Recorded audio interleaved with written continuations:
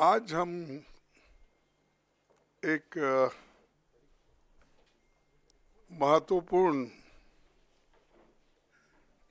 मुद्दा आपको बताना चाहते हैं। कल हमने प्रेस कॉन्फ्रेंस किया था, उसमें हम बहुत सी चीज़ें आपको उसकी इंफॉर्मेशन दी थी। आज और एक मुद्दा हमारे पास हमारे सामने आया है, जो आज की सरकार, खासकर ये जो प्रधानमंत्री जी और हमारे होम मिनिस्टर बयान जो दे रहे हैं डॉक्टर बाबा साहब अम्बेडकर के बारे में, वो बहुत ही दुखदायक है और बगैर फैक्ट्स देखे बिना वो प्रेस कॉन्फ्रेंस करके भी कल बोले हैं। पहले जांच तो करे अगर फैक्ट्स क्या है, उसके बाद आप नेहरू जी को गालियां दो, अंबेडकर को अपमानित करो। ये सब जो कर रहे हैं या जानबूझ के कर रहे हैं या आपके पास कोई चीज, कोई सबूत नहीं है, वो बात कर रहे हैं। मैं आपको कहना चाहता हूं, आज तक उन्होंने बाबा साहब के बारे में, जवाहरलाल नेहरू जी के बारे में जो कहे हैं सब झूठ है। और मैं अगर पार्लियामेंट में मुझे अवकाश मिलता, समय मिलता, तो मैं आज बताने वाला था बाबा साहब अम्बेडकर का लेटर जो लिखा हुआ था। हमारे चितड़े एक उनके दोस्त थे जो पीपल्स एजुकेशन सोसाइटी और सिद्धार्थ एजुकेशन सोसाइटी उसके रजिस्ट्रार थे। तो अलीपुर रोड पे ही बाबा साहब रहते थे। वहाँ से उन्होंने एक खत अपने दोस्त को लिखा और उसमें स्पष्ट बताया कि इलेक्शन 52 का कैसा हुआ, क्या हुआ, वो तो उसमें है, मैं बाद में बताऊंगा, आज उस पर जाने का नहीं है। लेकिन आज जो घटना घटी, हम रोज पहले से ही सदन में गड़बड़ नहीं होना, सदन में जो मुद्दे रखे जाते उसका चिंतन होना, इसीलिए हम कोई हाउस, बोथ द हाउसेस में कोई डिस्टर्ब करने का कोशिश नहीं की है।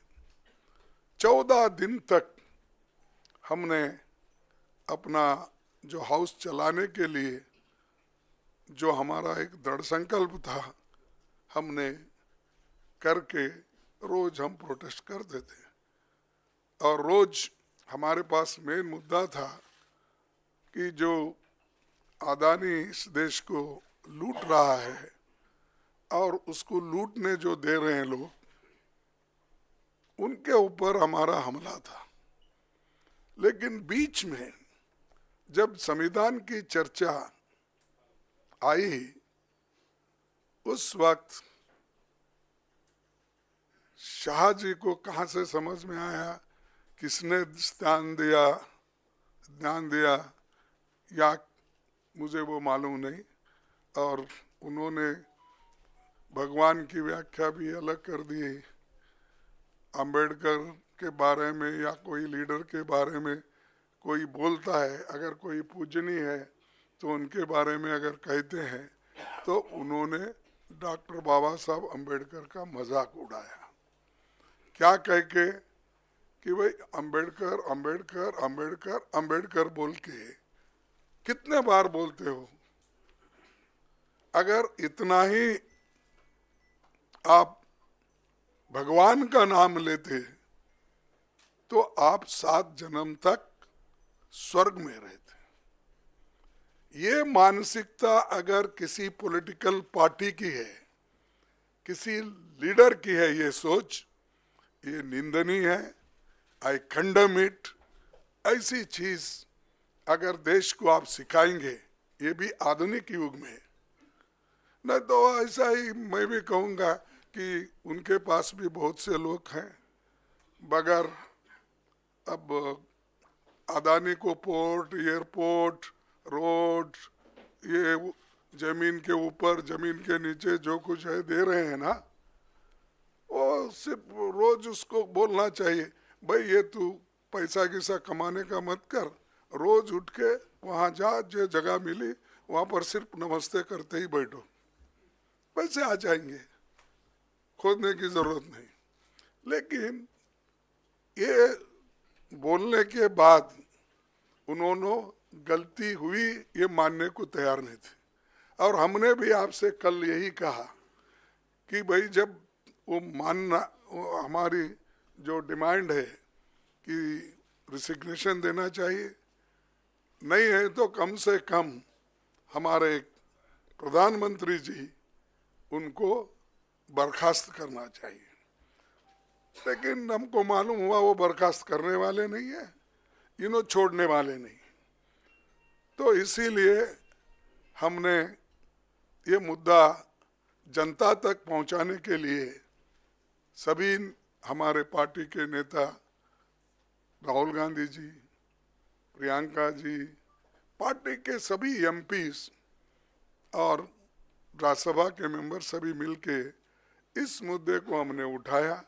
हमने कहा जो शाह ने कहा ये गलत है, वो माफी मांगना चाहिए। आज सारे हिंदुस्तान में इसके बारे में प्रोटेस्ट हो रहे हैं, कई लोग, कई बच्चे मर रहे हैं, और ये इनका मंशा है कि इशू को डाइवर्ट करने के लिए वो दूसरे दूसरे मुद्दे उठा रहे हैं। आज हमारा प्रोटेस्ट था, हम बाबा साहब अम्बेडकर के स्टैचू से, उनके मूर्ति से निकले और हम एक शांत तरीके से लाइन में हम आ रहे थे, लेकिन उनको क्या सूझा मुझे मालूम नहीं।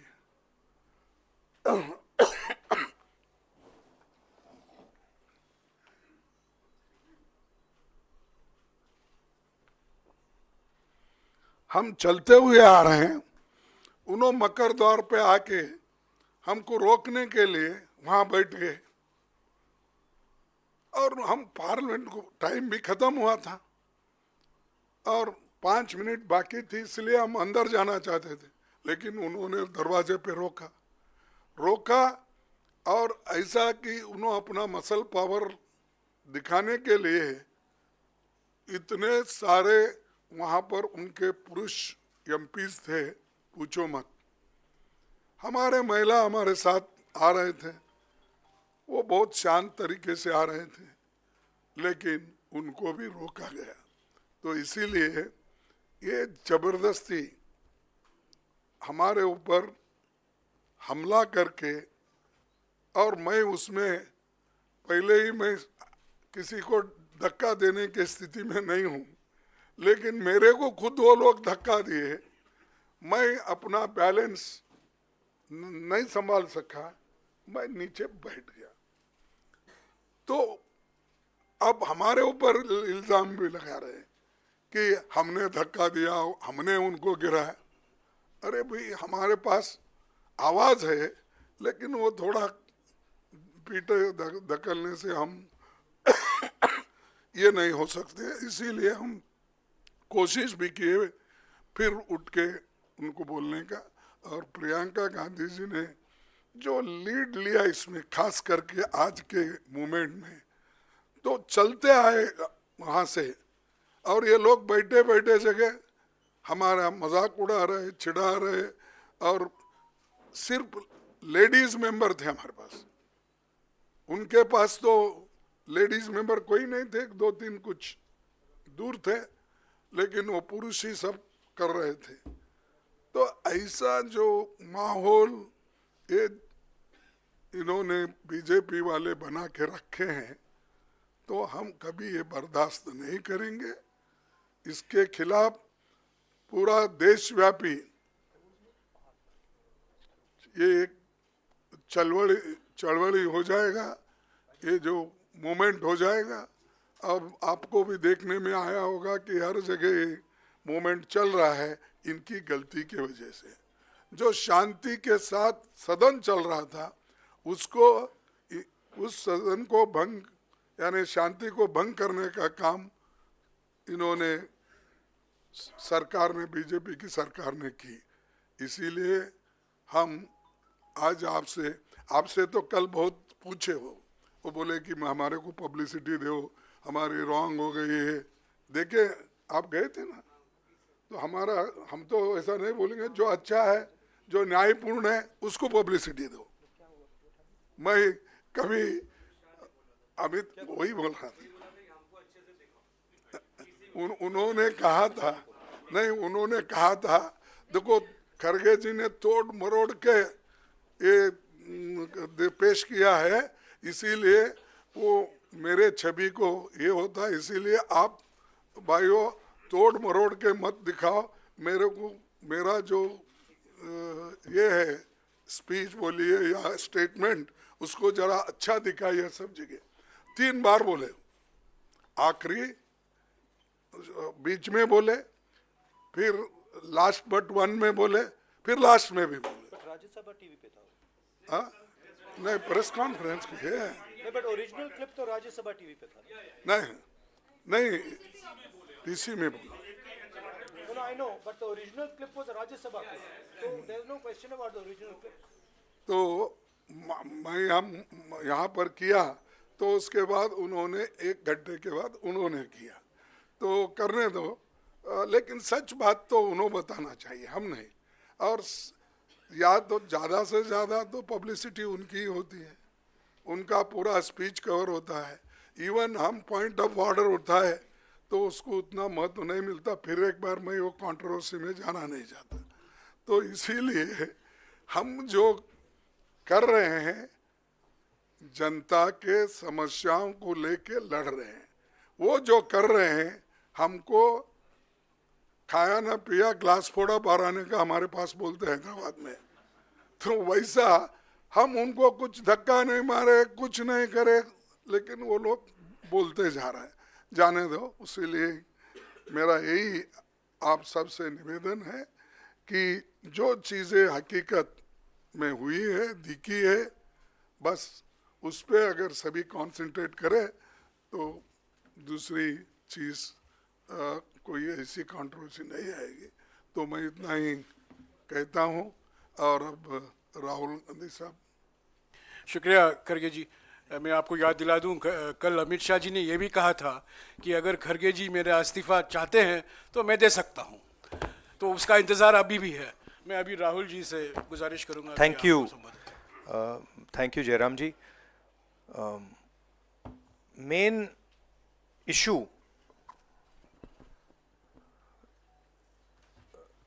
शुरुआत हुई